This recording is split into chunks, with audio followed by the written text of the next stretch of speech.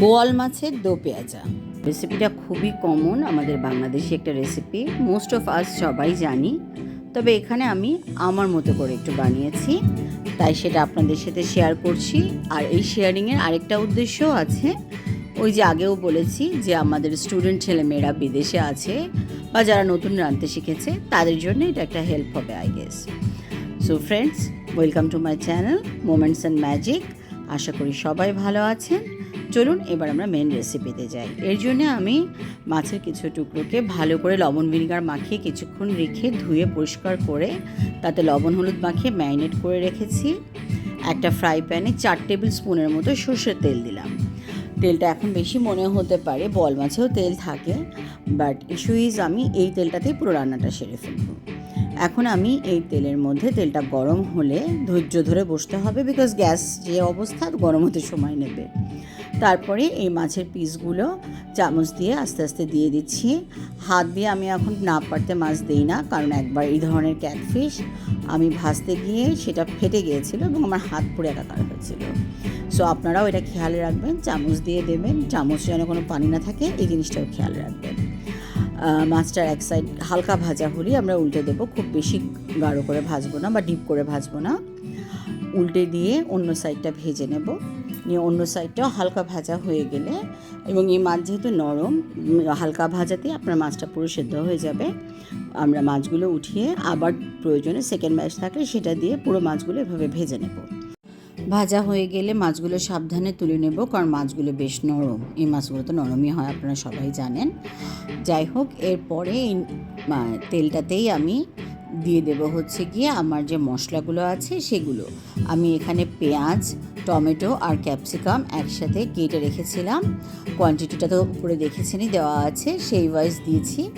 দিয়ে আমি এটাকে ভালো করে কষিয়ে নিচ্ছি, ঠিক আছে, যতক্ষণ না পেঁয়াজটা ট্রান্সলুসেন্ট বা হালকা হয়ে আসে।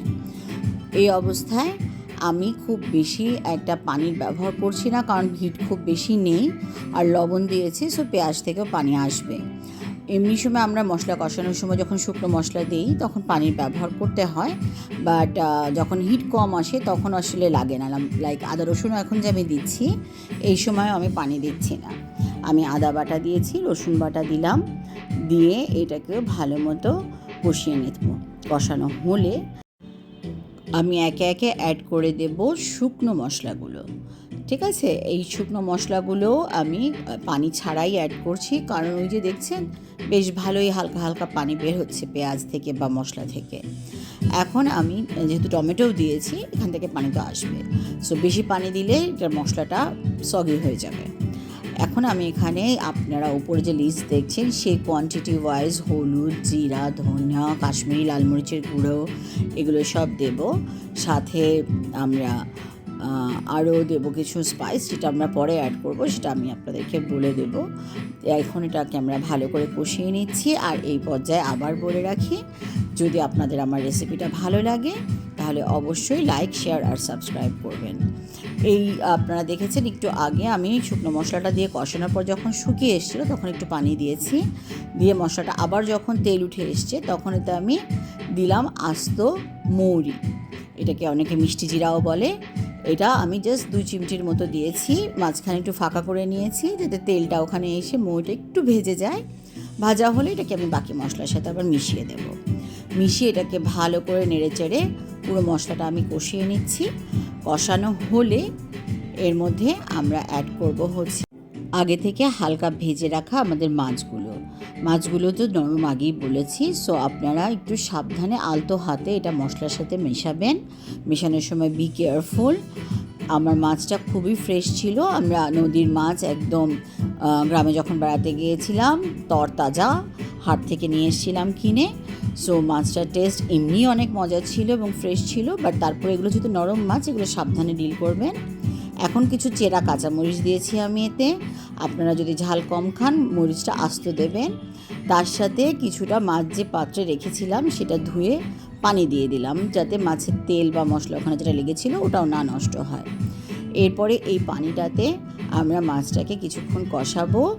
প্রয়োজনে আরেকটু পানি দেব, ঝোল যদি বেশি চান বা কম, ঝোলের কনসিস্টেন্সির উপর ডিপেন্ড করে আপনি পানির এটা ঠিক করে নেবেন।